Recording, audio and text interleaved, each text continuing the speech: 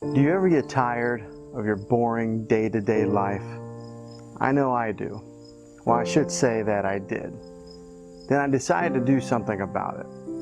You see, conventional wisdom says that you live your life and then your parents die and they give you whatever they have left, an inheritance. Well, I'm sorry, that just wasn't good enough for me. So I decided to do something about it.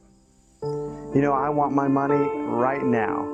So one day I walked up to my dad and I said to him, "Dad, I want what's coming to me right now." That's what my younger son said. He came to me and he said, "Dad, I want what's coming to me right now." All I could think of at that moment was, yeah, I'd like to give you what's coming to you right now. You know what? I brought him into this world. I can make another one just like him. But he is my son, and I do love him. So I decided that I would go ahead and give him the money. I told him I thought if he thought he could do a better job at life without me, then so be it. So he packed his bags. And the next thing I knew, I was out of there. Kiss this boring place goodbye.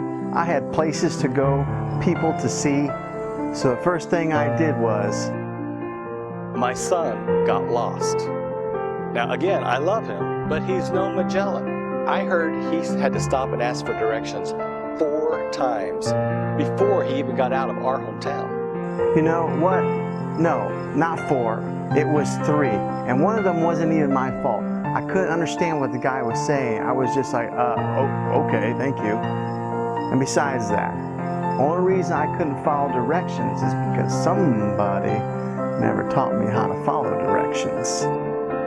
Don't go there.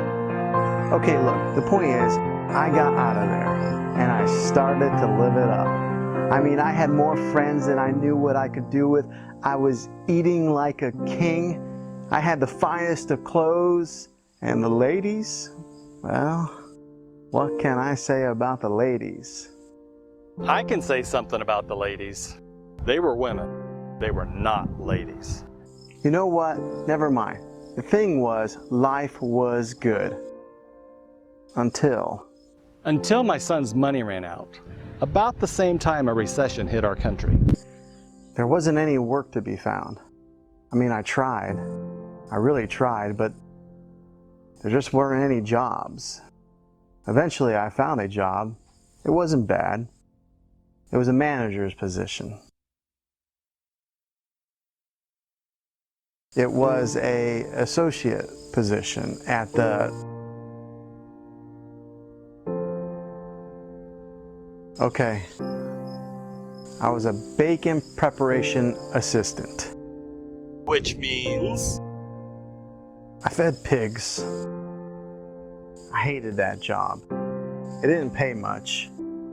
I didn't have enough money for a place to live, and there were many days that I didn't even have enough money to eat. Sometimes I was so hungry I would gladly have eaten the disgusting scraps that I was feeding the pigs, but I couldn't. They wouldn't let me. So with hunger pains, as a constant reminder of how I squandered everything my father had given me, I lived in agony day after day after day after day after day. I'd watch and I'd wait for my son to come home.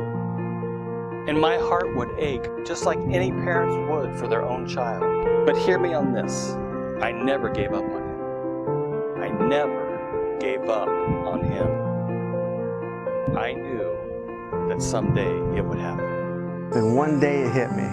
One day I realized that the lowliest of my father's workers lived better than I did. At least they had a place to live and food to eat, and I didn't have either one of those things, so I wondered, what if he never comes to his senses?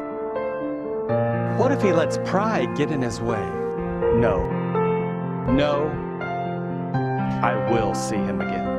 Again and again, those thoughts ran through my head as I began my journey back to my father's house. I knew what I would do.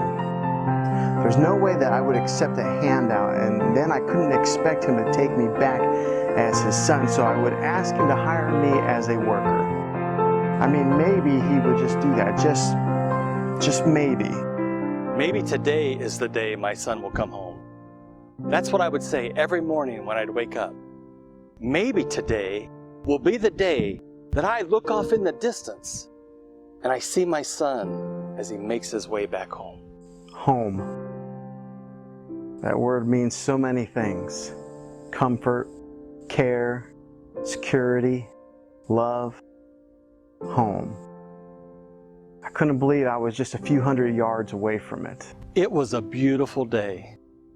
I was sitting on my front porch, and that's when I saw him. He stood up in his chair. He looked in my direction. He squinted his eyes to get a better look at me. And then I began to wonder, what if he doesn't take me back? What if I get to him and he just looks at me and says, I told you so, I told you so. Some of you would roll your eyes every time I would mention my son. But I knew he would come back. I just knew. I just knew this was a bad idea.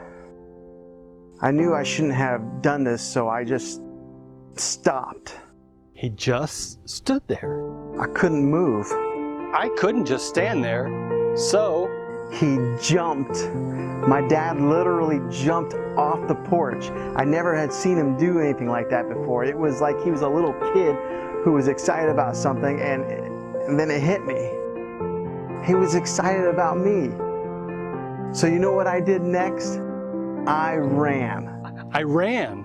My heart was pounding so fast. I just had to get to him. I'd never seen him run so fast. He was running at me with his arms stretched wide open as if he was to say, welcome home, welcome home. Welcome home, welcome home. That's what I was shouting. But I didn't know if he could hear me. So I just kept shouting it over and over again. All I wanted to do at that moment was scoop him up in my arms, just like when he was a little child, and hold him close and tell him that everything was going to be okay. But as I got closer to him, I noticed there were tears running down his face. He was crying. Tears of joy. And do you know what my son did next? I jumped. I was nervous, I was excited, and so I literally just jumped, and you know what my father did? Well, I fell backwards. He's a big boy. He hugged me, embraced me like only a father can. I kept saying over and over again, I'm so sorry. I'm so sorry. I don't deserve to be called your son. My son is back. We need to get him some clean clothes. Go prepare a meal. No, a feast. For my son will no longer live as an orphan. My hopes have come true. I guess it was hope. Hope that made me start that journey back home. Hope that got me through all those miles, and hope that my father would take me back and somehow I would be forgiven. Forgiven. All is forgiven. And I will never bring it up ever again. There is no shame. There is no guilt.